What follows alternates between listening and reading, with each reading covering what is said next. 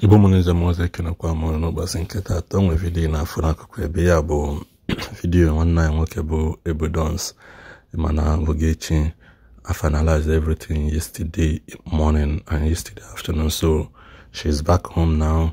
She's resting. Very soon now people will begin to hear from her. So the lovers of Vogechi, Okeke Njaka and Ebru Dance, they decided to come together to organize earlier ego.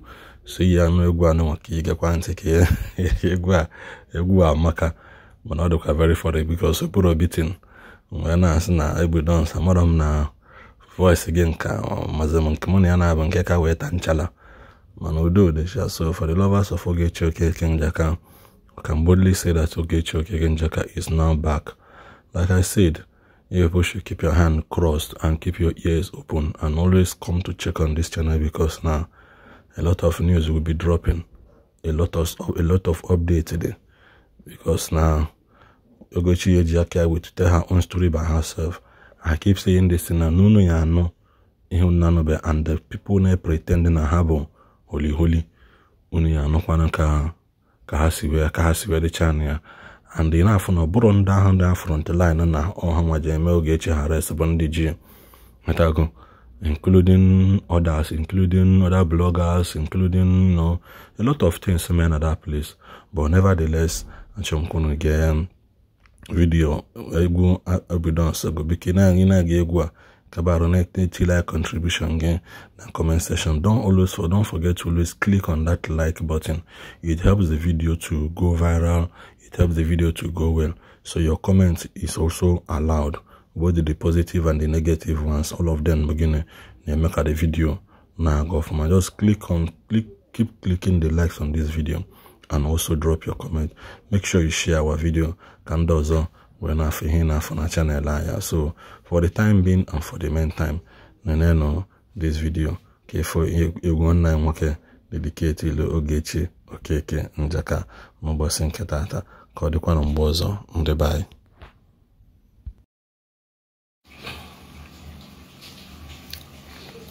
I greet everybody once again. I say let me use this little opportunity to thank and praise to my God for wonderful He did today. For you, Tata. Everybody is happy. Even me, I'm happy. I also put on but late. Manasi na make lechineke.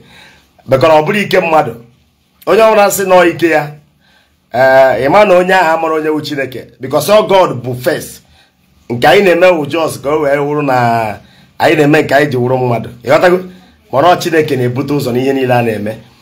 That's why anyị ji wee sị na mma pụta n'ụbọchị nke taata wee bukwuori ya ọbụ ọma wee kelee ya maka ife o mere anyị n'isi Vogechi. Imela o imena o imela o imela ai imela o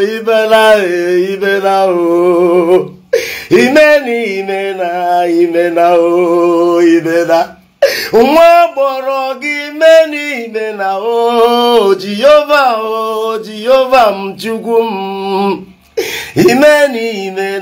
imela o imela asị na ọ bụghị kedu oge ga-emekwenụ nna m ajụrụ m imela o n'isi oge nne Jizọs m imela o ai Jizọs imela o Yahweh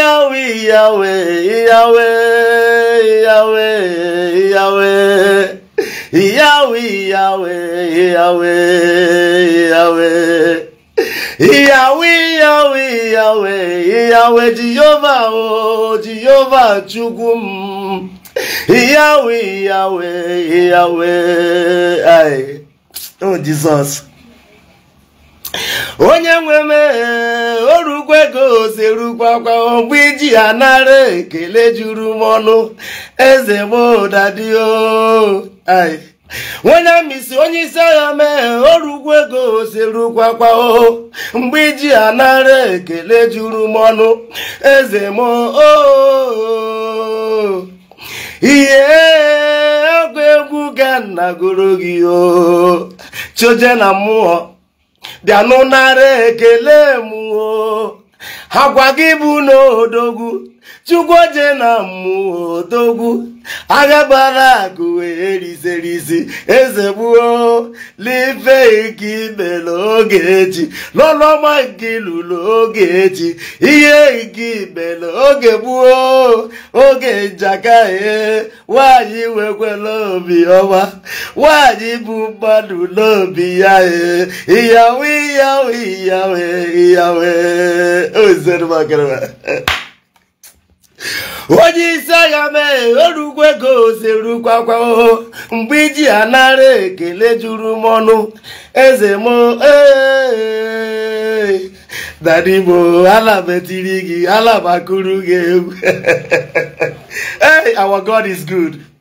Our God is good. Ay, o mechara fancha Jesus o mechara fa niile onye nneti ya o mechara fancha Jesus o mechara fa niile o mechara fancha Jesus o lụchara ha niile ka m gwa gị o mere ihe mmadụ lapụ ibe ka anyị kelee Chukwu o mechara fancha Jesus o lụchara ha niile. I love o mechara fancha Jesus o lụchara ha niile Aba Fada be o mechara fancha Jesus o lụchara ha niile o mere ihe gbado lapụ ime. Bịanụ n'ọnụkwanụ mọlụ bịalenụ mekwere m ife ihe ahụ njebe akwa oriege maka ogechi okeke jaga Jizọs alụkwalụ mọlụ lelu n'ogechi apụtala ifeatụ obere ihe ahụ gbadapụghị ime ka anyị kelee Chukwu mechara fancha Jizọs ọ lụchara ha niile.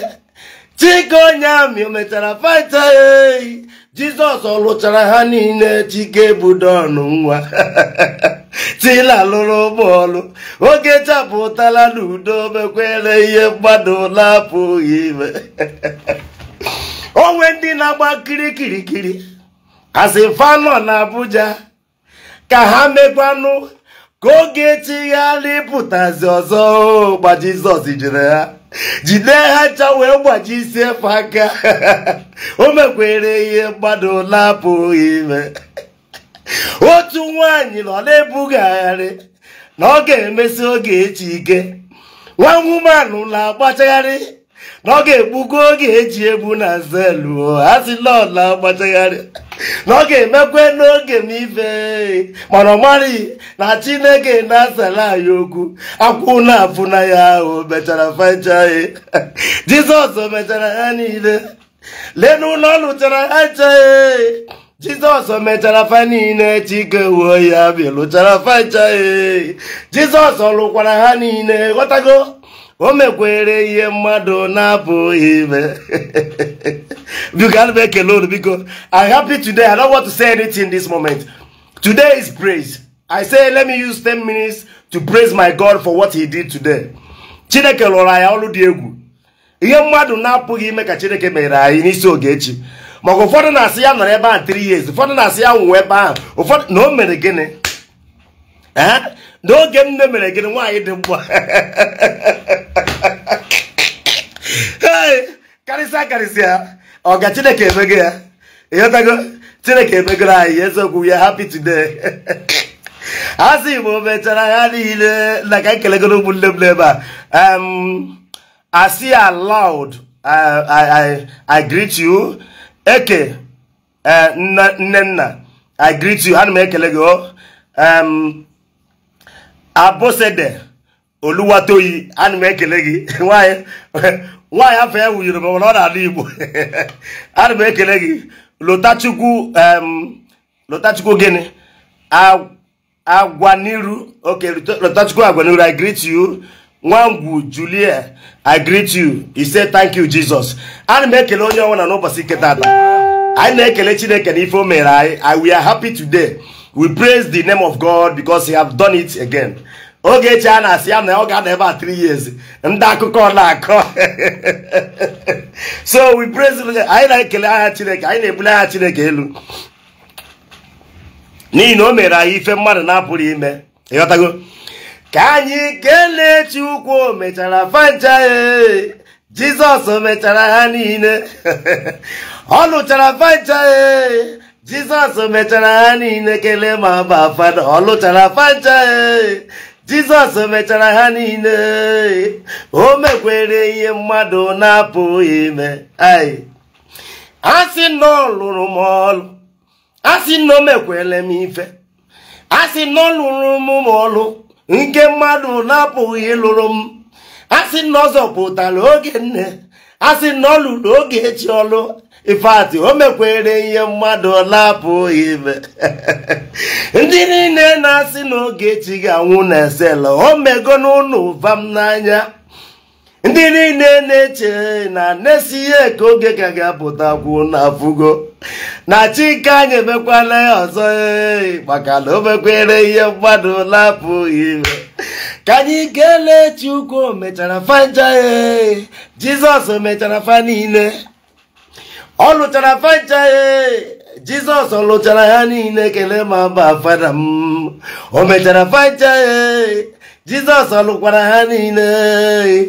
O mekwere ihe mmadụ na-apụghị ime. Anyị kelee Chineke n'ụbọchị nke taata. Anyị kelee Chineke n'isi oge echi because ọ dịrị izi.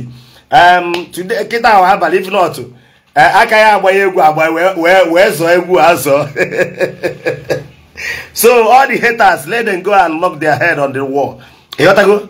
Ọ bụrụ onye asị ya nwụọ na anwụ ihe niile kwụba aka gị ọtọ na-eme ezigbo omume. Ịghọtago? Na-eme ezigbo omume. Emejọrọ mmadụ mana onye nwere achọ ka o mejọọ Chineke ga-alụrụ gị ọgụ. So na ọ lụworo oge echi ọgụ n'ụbọchị nke taata. Ịghọtago? So na oge nne m mgbe ị ga-apụtakwu okwu we follow you. Enwezi ebe a ga-anọ wee nọọ ya na-akpọ get together. Akwasabara akụ wee ya pasịtọrọ.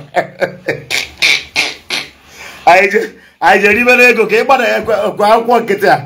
Ịghọtago? Ebupụtere 500 ebupụte akwalichi ya dadị onye ọ na-abata agwa.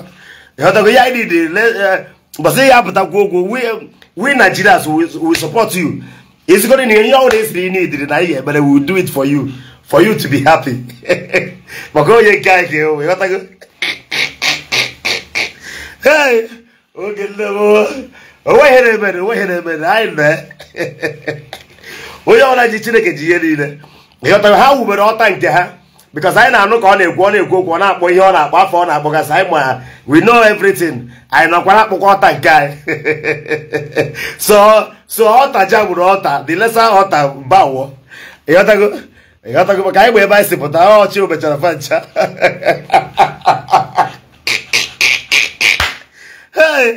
Chi obechara fancha nọ n'ọrụ, chi ọfụchara fancha nọ n'ọrụ. Ịghọtago? So ihe na-eme we thank you Ogechi for your freedom today. Otu aka ihe enwerezi freedom na-aga no stopping block again. Ịghọtago? So ihe ọma ka ihe na-afụzi na ndụ gị. No going back. After everything, you go back to your job, you go back to your business, and still do your business. Maka onwe onye nọchere, onwe onye ịtabiri omeji ya. Ịghọtago? Anyị na-ekwu ụbọchị ụtụ na mmadụ na-abụ ọlụlụ ọgụ onye ada ha na-agbabiri onye ọna tiche onwe ya jalaba. Ịghọtago? Onye nze ndị be anyị si na nze na ọbụ na-alụ ọgụ onye ọnwụna tụtụrụ ibe n'ala onye bilite tiche onwe ya aja na-ala n'onwe. Ịghọtago? So that's it. Imena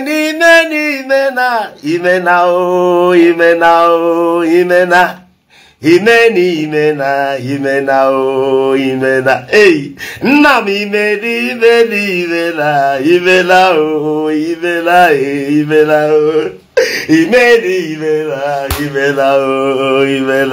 nwa agbụrụ gị imena imeni imena imena o imena Abba Father imeni imena imena o imena Jehovah nna m imeni imena imena o imena asị na ọ bụ ugo lebe ngejedi o eze m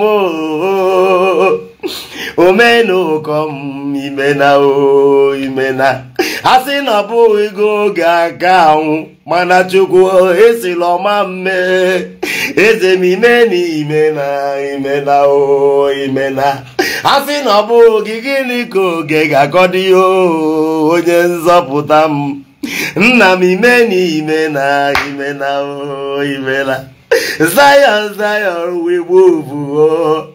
Zion, we move, oh. Zion, we fly, yeah. Zion, we move, we logo. Zion, we fly. Zion, we move, oh. Zion, we move, oh. You know go, Zion, we move, oh. Okay, man, where they go, where ya? Okay, eje where go, ya?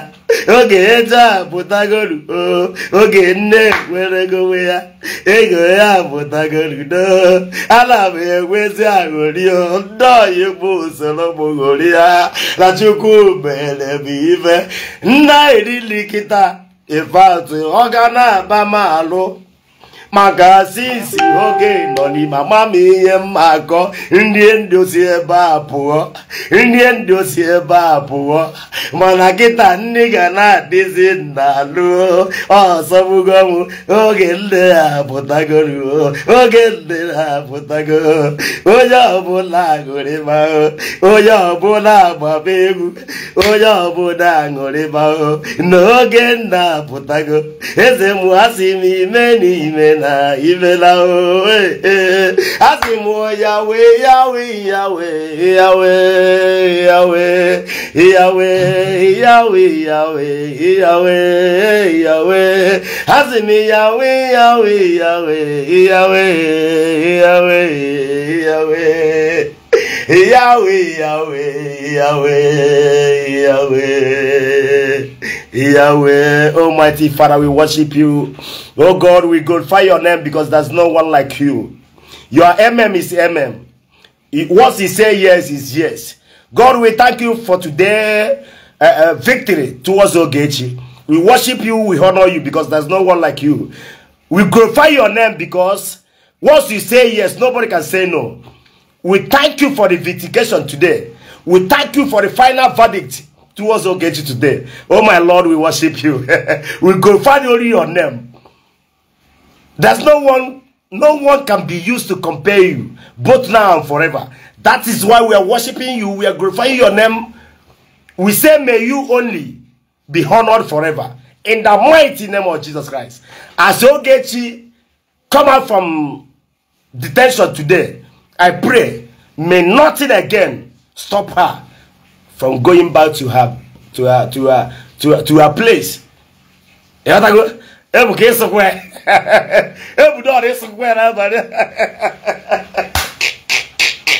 Hey, that was one away. Nah, so don't worry, I think I'm more opportunity I can go to Chineke or easy.